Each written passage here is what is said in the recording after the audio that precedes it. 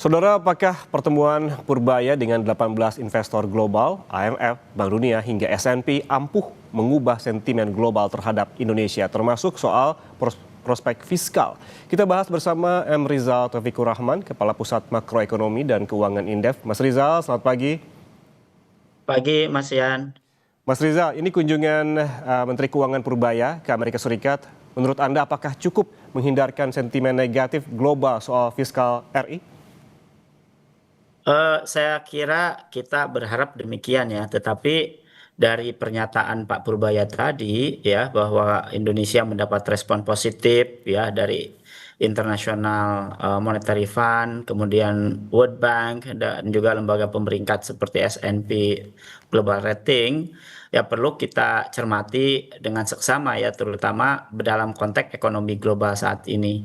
Jadi saya kira apresiasi dalam forum bilateral atau investor tersebut umumnya masih menunjukkan confidence signaling ya, bukan penilaian final terhadap fundamental. Jadi kalau kita bicara indikator objektif ya yang menunjukkan kondisi saat ini yang justru itu masih dihadapi oleh Indonesia. Contoh katakannya ILSBN yang meningkat gitu ya.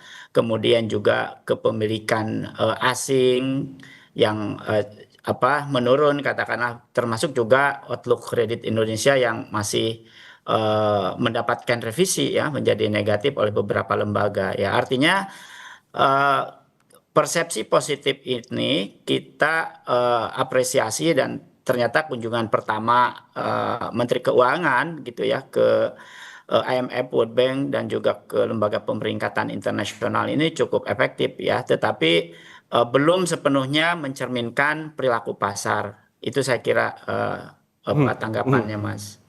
Ini berarti bukan penilaian final secara fundamental, tapi kalau kita lihat yang dikhawatirkan begitu adalah rating ataupun rilis dari S&P yang kemungkinan akan dikeluarkan pada Juni nanti. Kemudian ini seberapa kuat paparan dari Menteri Keuangan Purbaya bisa meyakinkan S&P yang akan mengeluarkan rilisnya pada Juni nanti?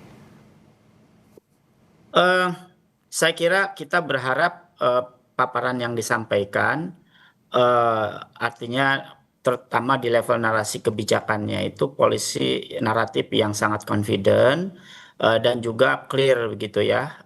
Dan tentu disampaikan juga dengan capaian-capaian yang bisa membuktikan ke level empirik, terutama di market validation-nya. Artinya dalam konteks konten ya Hmm. paparan ini memang harus berada di jalur yang tepat gitu. Misalnya menekankan kepada keseimbangan antara pertumbuhan dan disiplin fiskal, atau juga bagaimana misalnya bantalan-bantalan anggaran selama ini.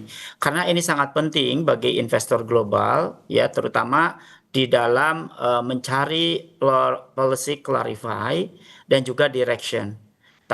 Untuk itu dalam konteks komunikasi internasional ya, terutama di dalam politik dan juga policy communicationnya, maka harus punya strong messaging yang kemudian mampu menjawab eh, pertanyaan-pertanyaan mendasar tentang arah kebijakan pemerintah.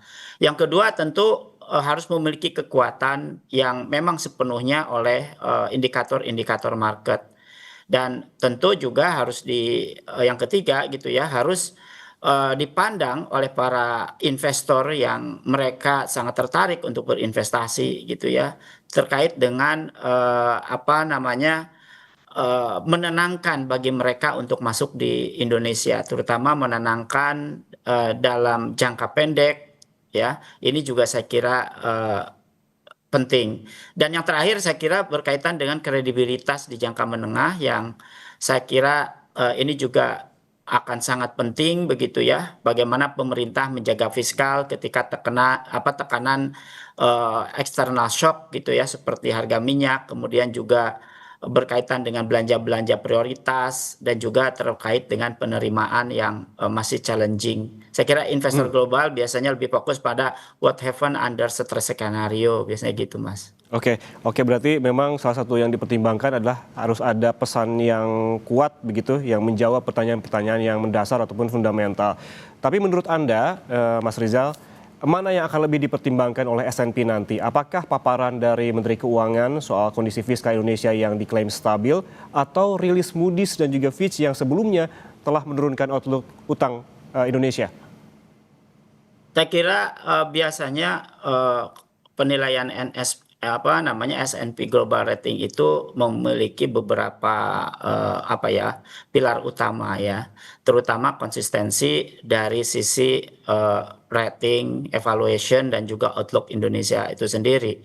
Katakanlah berkaitan dengan saya kira kinerja dan prospek pertumbuhan ekonomi, katakanlah gitu ya, capaian-capaian dan rating sebelumnya tentu saja ya yang sudah dikeluarkan oleh MSCI atau juga katakanlah Moody gitu ya. Termasuk juga saya kira profil fiskal dan juga fleksibilitas anggaran. Ini juga salah satu paling krusial di mana S&P menilai kaitan dengan defisit fiskal, apakah misalnya terkendali atau melebar, atau juga terkait dengan katakanlah rasio utang ya terhadap PDB kita, apakah masih moderat gitu ya, plus juga fleksibilitas fiskalnya ini menjadi kunci.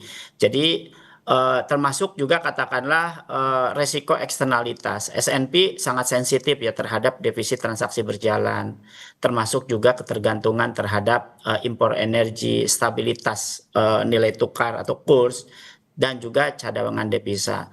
Dan biasanya tekanan global ini akan mempengaruhi ya terhadap resistensi surplus atau defisit katakanlah ya, termasuk yang harus dipertimbangkan juga atau akan dipertimbangkan ya kemungkinan besar oleh S&P itu adalah stabilitas moneter dan sektor keuangan. Bagaimana misalnya mix policy ya, effectiveness-nya ya, koordinasi antara Bank Indonesia dengan pemerintah katakanlah itu juga akan menjadi catatan penting ya, terutama di dalam menjaga stabilitas inflasi ya, kredibilitas kebijakan moneternya bagaimana, kemudian kondisi perbankan dan juga dinamika market terutama di pasar SBN, termasuk peran investor asing dan domestik seperti apa. Yang terakhir saya kira yang paling akan disoroti juga masalah kualitas institusi dan konsistensi policy erat kaitan dengan governance dan policy credibility. Jadi ini faktor yang meskipun mungkin yang terkait dengan governance dan policy credibility ini tidak terlihat, tetapi sangat menentukan. S&P kemungkinan akan menilai apakah kebijakan pemerintah ini konsisten, katakanlah gitu ya, transparan dan dapat diprediksi, itu Mas. Oke, banyak sekali yang dipertimbangkan begitu nantinya oleh S&P termasuk tadi kebijakan makroekonomi dan juga kebijakan moneter. Kemudian apa sih yang paling penting Mas untuk dibahas Indonesia saat bertemu dengan IMF dan juga Bank Dunia? Namun kita bahas usai jeda. Mas Rizal tetaplah bersama kami di Kompas Bisnis. Siap.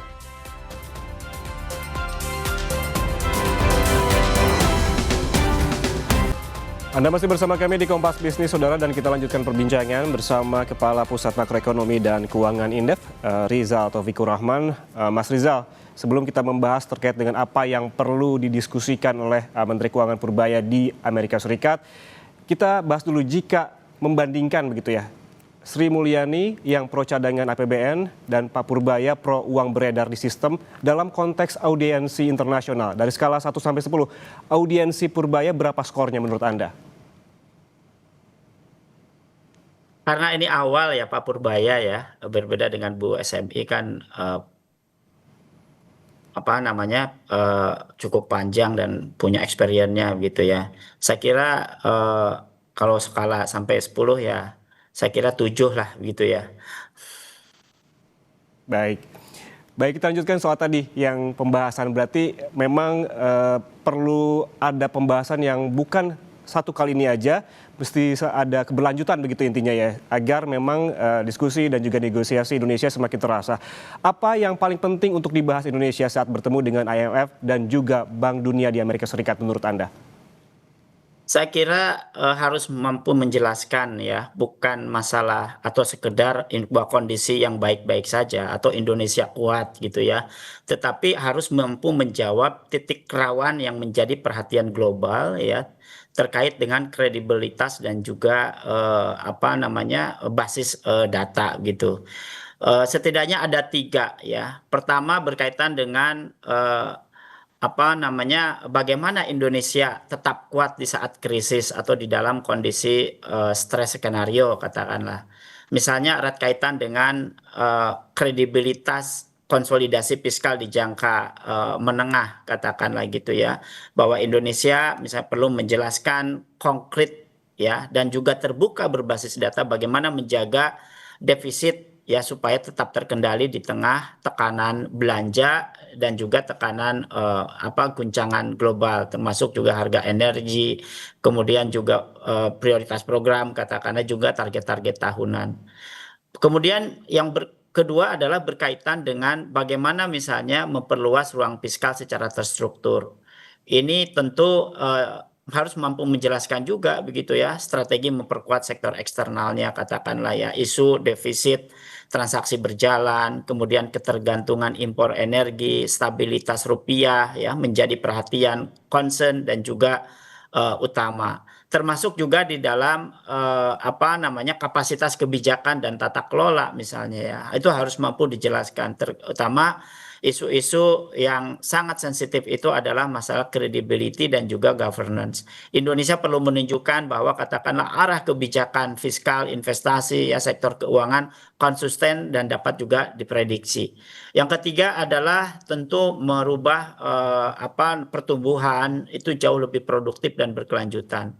Jadi selain bagaimana melakukan reformasi di penerimaan negara terkait dengan tech capacity katakanlah pun juga bagaimana mereformasi subsidi energi dengan manajemen risiko harga minyak yang volatil gitu dan itu mampu dijelaskan karena dua isu terkait reformasi penerimaan negara, kemudian reformasi subsidi energi, katakanlah begitu ya. Ini adalah isu paling fundamental dan juga dalam konteks global gitu ya. Indonesia masih menunjukkan strategi transisi di subsidi, katakanlah berkaitan dengan subsidi berbasis harga ke subsidi berbasis target, katakanlah. Jadi biasanya katakanlah IMF gitu ya atau World Bank itu akan menekankan pada efisiensi kemudian kapabilitas ya, kemudian juga berkait dengan trust.